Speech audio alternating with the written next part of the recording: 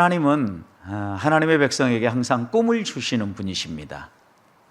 믿음으로 살지 못하고 그의 삶이 무너져서 모든 것들을 다 잃어버리는 그 순간에도 하나님은 꿈을 주십니다.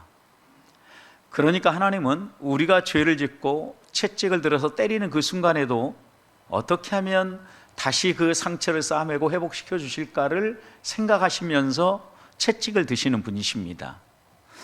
오늘 본문도 에스겔이 환상을 보는데 지금 에스겔이 환상을 보는 이 시기가 어떤 때입니까? 바벨론 포로 시기입니다. 성전은 무너져 버렸습니다. 예루살렘은 폐허가 되었습니다. 모든 것이 끝난 것처럼 보이는 절망의 시간들입니다. 그런데 그 시간에 하나님은 에스겔을 찾아오십니다. 그리고 꿈을 꾸게 하십니다. 어떻게 해요? 하나님이 주시는 환상을 보여주심으로 꿈을 꾸게 하십니다. 성전 문지방 아래에서 작은 물줄기가 흘러나오는 환상이었습니다. 처음에는 작은 물줄기였습니다. 그런데 이 물줄기가 계속해서 흘러가더니 점점 깊어지고 결국에는 사람이 헤엄쳐야만 다닐 수 있는 깊은 강이 되었다라는 환상입니다. 그리고 이 물이 닿는 곳마다 어떤 일이 벌어집니까? 죽었던 생명체들이 살아나는 이런 놀라운 역사가 일어납니다. 그리고 그 물이 흐르는 이 강가에는 과실수들이 풍성한 열매를 맺고 잎사귀가 마르지 아니하며 풍성한 열매를 맺는 이런 놀라운 역사를 이루신 겁니다. 얼른 생각해 보면 포로로 끌려갔던 이들을 하나님이 돌아오게 하셔서 미래에 너희들의 성전을 이렇게 회복시켜 주시겠다라는 약속처럼 보이지만 이것은 성전에 대한 약속이라기보다는 성전이신 예수 그리스도에 대한 약속입니다. 예수 그리스도로부터 생명의 물이 흘러나오고 이 예수 그리스도를 개인의 구주로 영접하는 사람들마다 그들의 삶에 어떤 놀라운 변화가 일어날 것인가에 대한 꿈을 꾸게 하는 말씀입니다. 성전에서 나오는 이 생명의 물이 놀라운 변화를 일으키는 것처럼 저는 이 밤 우리 하나님으로부터 흘러나오는 생명의 물이 함께 말씀을 듣고 기도하는 우리 모두를 변화시키고 풍성한 열매를 맺는 하나님의 사람들로 세워주는 놀라운 밤이 되기를 먼저 주님의 이름으로 축복합니다. 자, 그렇다면 이 성전으로부터 흘러나오는 이 물은 어떤 물입니까? 첫 번째는 문지방 밑에서 흘러나오는 물입니다. 1절과 2절 보십시오. 그가 하나님의 사자가 나를 데리고 성전 문에 이르니 성전 앞면이 동쪽을 향했다. 여러분 지금도 유럽의 이런 그 성전들 그리고 신전들 가서 보면 신전들의 머리가 향하고 있는 방향은 항상 동쪽입니다. 동쪽을 향해서 해 뜨는 쪽을 향해서 이렇게 성전의 방향이 서 있는데 역시 하나님이 이 성전도 동쪽으로 향하게 세우셨는데 그 성전에 어디에서 물이 흘러나옵니까? 1절 이어서 보시면 문지방 밑이라 그랬죠. 여러분 문지방이 어떤 곳입니까? 사람들이 들어들 때 밟고 지나가는 곳이 문지방이잖아요. 그러니까 그 문지방으로부터 물이 흘러나옵니다. 이게 이제 우리가 알고 있는 것처럼 이게 생명의 물이라고 하면 어디에서 나와야 될 것 같습니까? 나온다면 성전 정문, 큰 문에서 흘러나와야 될 것 같지 않습니까? 또 나온다고 하면 성전에서 제일 중요한 곳이 어디입니까? 제단. 그러면 제단으로부터 흘러나온다든지 이렇게 뭔가 의미 있고 상징성이 있는 곳에서 물이 흘러나와야 될 것 같은데 사람들이 흔히 밟고 지나다니는 그 문지방 밑에서 물이 흘러나오기 시작한다라는 겁니다. 성도 여러분, 이것이 하나님의 역사를 행하시는 방식입니다.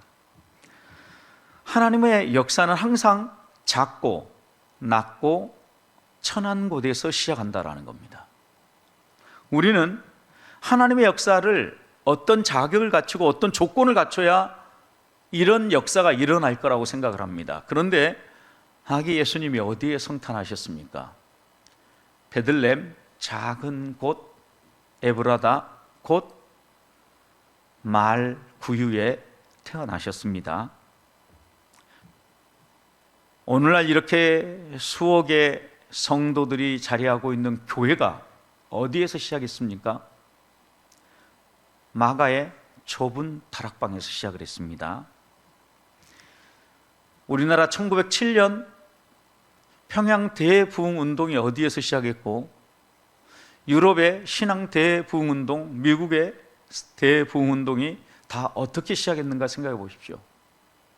하나님의 말씀을 붙잡고 가슴에 통회하면서 무릎 꿇은 한 사람의 회개로부터 시작되어졌다라는 겁니다. 어떻게 생각해 보면 우리들이 보잘것없이 생각하고 아주 작게 보는 바로 그곳에서 하나님은 하나님의 놀라운 역사를, 생명의 물줄기가 흘러나오는 이 위대한 역사를 이루신다라는 말씀입니다. 때때로 우리는 우리의 신앙을 보면서, 또 우리의 모임을 보면서, 우리의 삶의 자리를 보면서 너무 작고 초라해서 여기에 무슨 변화가 일어날까 이렇게 생각할 때가 있습니다. 그런데 매일 드리는 짧은 기도를 통하여서 하나님이 놀라운 역사를 이루시고요, 내가 몇 절 못 읽을 것 같은 그 성경 읽기지만 그 몇 절 읽은 성경 말씀이 내 가슴에 와 닿은 순간 놀라운 역사를 이루어낸다라는 겁니다. 하나님이 우리에게 말씀하실 때 어떤 크고 놀라운 일들을 행해서 하나님의 역사가 일어나는 게 아니라 아주 작은 말씀 하나 붙잡고 하나님, 내가 이 말씀대로 살아야 되겠습니다라고 첫 발을 내딛고 순종을 했는데 거기에서 놀라운 역사들이 이루어진다라는 말씀입니다. 중요한 것은 크기가 아닙니다. 어디에서 나오느냐는 겁니다. 출처가 중요하다라는 겁니다. 그 물이 성전에서 흘러나왔습니다. 하나님으로부터 흘러나왔습니다. 생명의 근원이신 하나님으로부터 흘러나오는 그 물이 이런 놀라운 변화를 일으켜내었다는 말씀입니다. 사랑하는 성도 여러분, 에스겔이 본 환상은 가장 절망적인 시간에 놀라운 환상이었는데 아주 낮고 작은 곳, 그곳에서 시작되는 물줄기였습니다. 너희가 지금 포로로 잡혀왔고 모든 게 다 폐해가 되었고 아무것도 없다고 해서 낙심하고 주저앉아 있지 말라는 겁니다. 하나님을 붙잡으면 그 하나님, 그 성전 문지방으로부터 너희가 아주 천하게 보는, 그리고 하나님이 마치 너희 편이 아닌 것처럼 보이는 그 하나님으로부터 이 놀라운 역사가 시작된다라는 겁니다. 우리들도 우리의 환경, 형편 이런 거 보지 말아야 합니다. 우리 주변에 얼마나 많은 사람들이 모이냐, 이것도 중요합니다. 그런데 얼마나 많은 수가 아니라, 수요가 아니라 하나님을 온전히 붙잡는 한 사람이 중요하다라는 말씀입니다. 생명의 물은 하나님으로부터 흘러나옵니다. 예수님이 생명의 물이셨습니다. 그래서 요한복음 7장 38절에서 이렇게 얘기합니다. 나를 믿는 자는 성경의 이름같이 그 배에서 생수의 강이, 어디에서? 그 배에서 생수의 강이 흘러나리라. 누구에게요? 나를 믿는 자에게. 예수 그리스도를 모시고 예수 그리스도를 의지하고 살아가는 사람은 그 안에 모신 예수 그리스도로부터 생수의 강이 흘러나오리라 분명히 약속하시는 겁니다.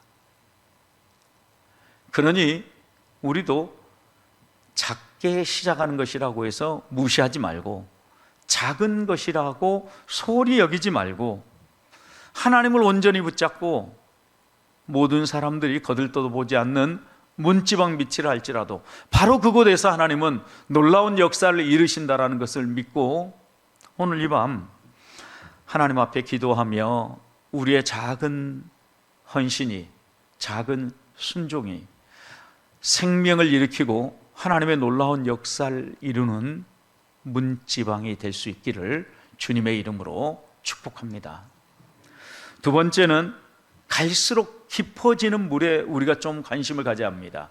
3절부터 5절 말씀을 보십시오. 이제 에스겔이 그 인도자의 손을 잡고 문지방 밑으로 가서 물이 흐르는 줄기를 따라 줄을 잽니다. 1000척을 잽니다. 한 척이 50cm니까 1000척 하면 약 500m입니다. 500m 정도 가서 물 깊이를 재니까 발목까지 쳤습니다.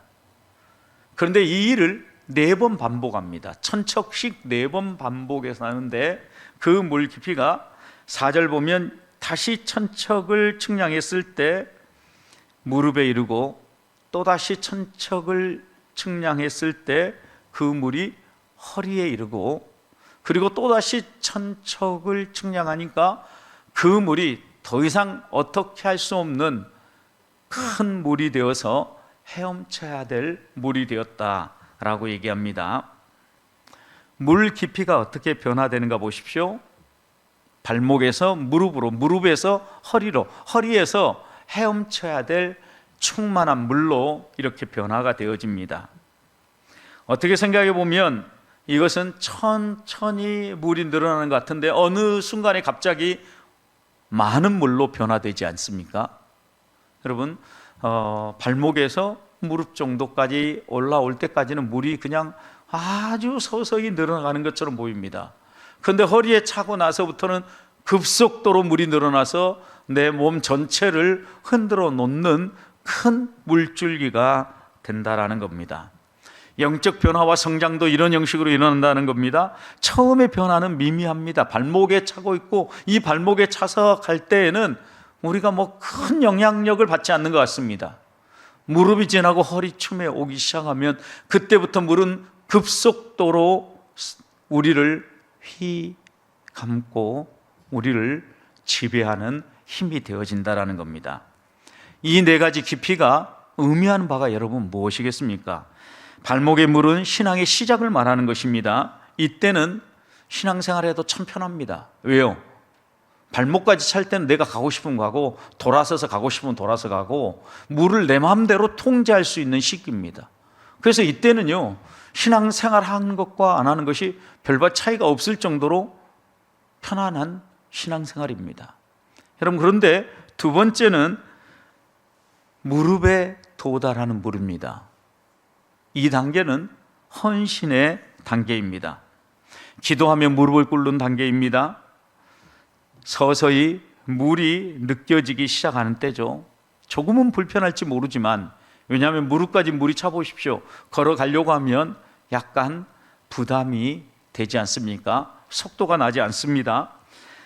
아직은 그래도 내가 마음먹으면 내 힘으로 걸어갈 수 있는 단계가 바로 이 무릎의 단계입니다. 헌신의 단계입니다. 여러분, 그런데 허리에 물은 순종의 단계입니다. 허리에 물이 오면 이제는 약간 불안정합니다. 조금만 발을 헛디디면 어때요? 넘어져 버립니다. 물이 강력하게 우리에게 힘을 발휘하는 시점은 아니지만 내 힘만으로는 안전하게 걸을 수 없는 때예요. 물의 흐름이 느껴지고 균형을 잃을 수 있는 단계가 순종의 단계라는 말씀입니다. 마지막은 온전히 하나님께 맡기고 하나님을 따라가는 단계인데 이제는 내 마음대로 설 수 있는 때가 아닙니다. 여러분, 이때 우리가 안전하게 지내는 방법은 다른 방법이 없습니다. 물에 내 몸을 맡기는 겁니다. 물을 무서워하지 않냐고 물이 나를 떠받들도록 내 몸을 맡기고 나면 내 몸은 편안해집니다. 수영을 할 때도 마찬가지 않습니까? 이때는 내가 물을 통제하는 게 아니라 물이 나를 이끌도록 내 몸을 맡기면 행복하게 물 위에 헤엄치며 떠다닐 수 있게 되는 겁니다. 여러분, 이 말씀들을 하나하나 생각해 보면 내가 지금 어느 단계에 와 있는가 한번 생각해 볼 만합니다. 19세기 영국 브리스톨의 고아들의 아버지라고 알려진 조지 뮬러에 대해서 여러분 여러 번 들어보았을 것입니다. 그는 생전에 1만 번 이상 기도 응답을 받은 놀라운 사람입니다. 그는 한 번도 고아들을 먹이기 위해서 다른 사람에게 구걸을 해본 적이 없다고 합니다. 이 10,000번 이상의 응답을 받으면서 이 고아들을 한결같이 기도로 먹였다라는 것입니다. 뮬러가 쓴 기도 일기 가운데 이런 일기가 있습니다. 1844년 11월 어느 날 아침이었습니다. 고아원에 아침 식사로 먹을 것이 아무것도 없었습니다. 식탁에는 고아들과 함께 뮬러는 앉아 있었는데 빈 접시와 빈 컵만 놓여 있었습니다. 그때 약 300명의 아이들이 함께 식탁에 둘러앉아 있었는데 뮬러는 그렇게 기도하자고 제안하고 기도했다고 합니다. 하나님, 아버지, 우리에게 일용할 양식을 주시옵소서.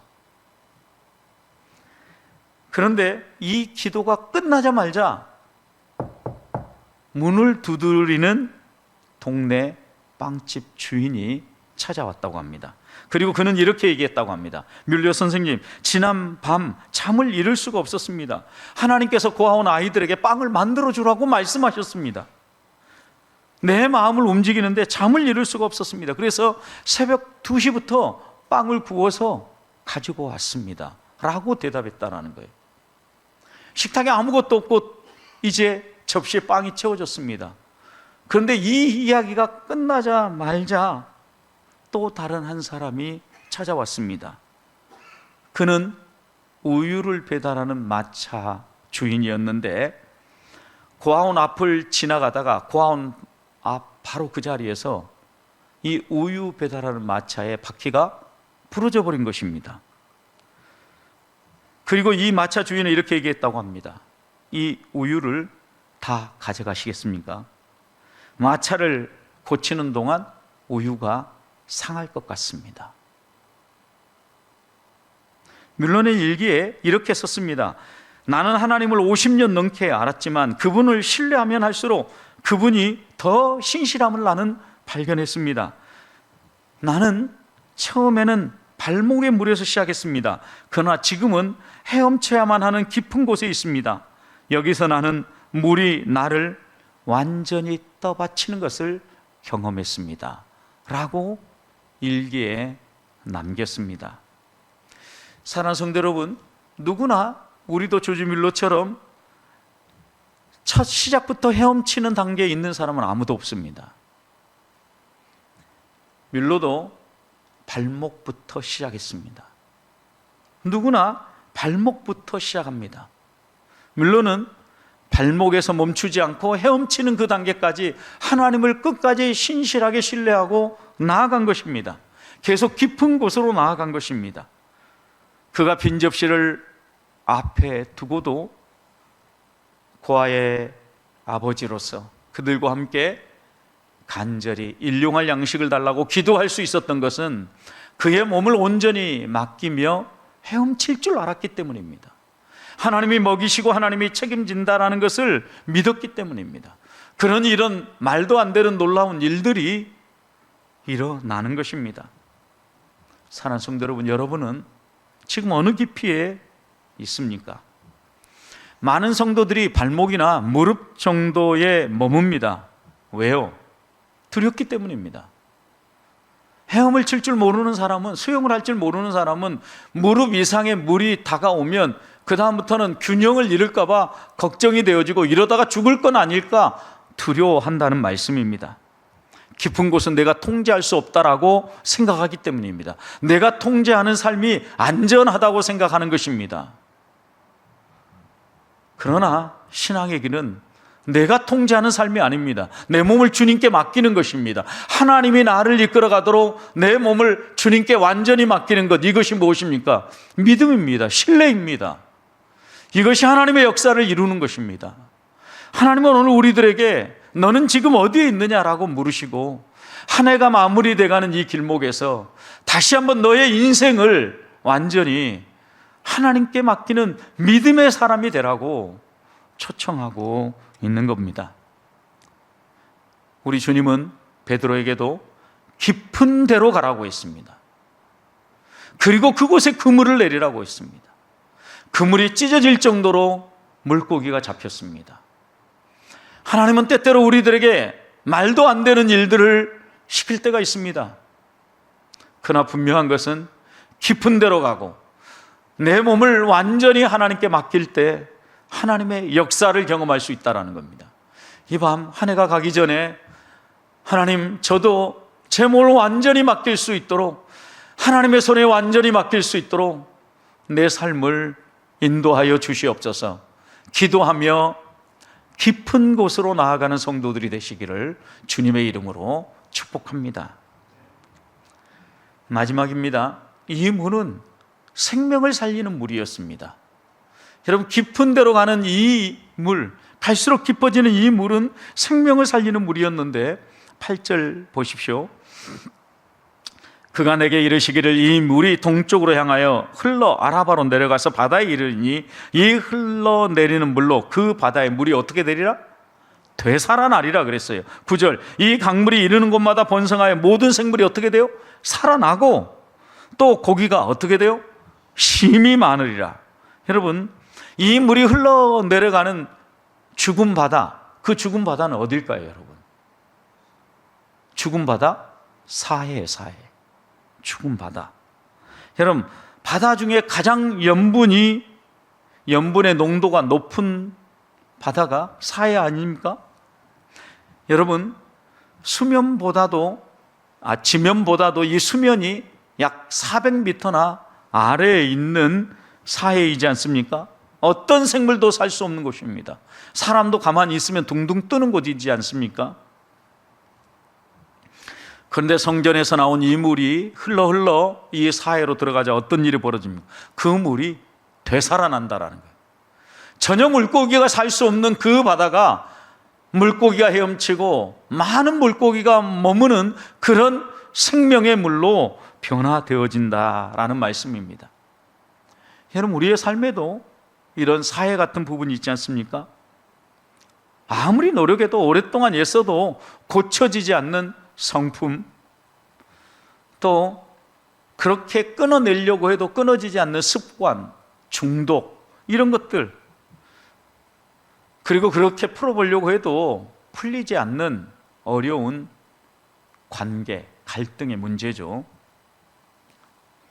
또 우리의 가정 안에 이런 변화가 좀 있었으면 좋겠다라고 그렇게 기도하며 여기까지 왔는데 변하지 않는 가족들의 모습, 회복될 것 같이 느껴지지 않는 우리 몸의 건강의 문제, 또 경제적 문제, 이런 거 하나하나가 어떻게 보면 우리들에게는 죽은 것처럼 보이는 사해 같은 곳일 수 있습니다.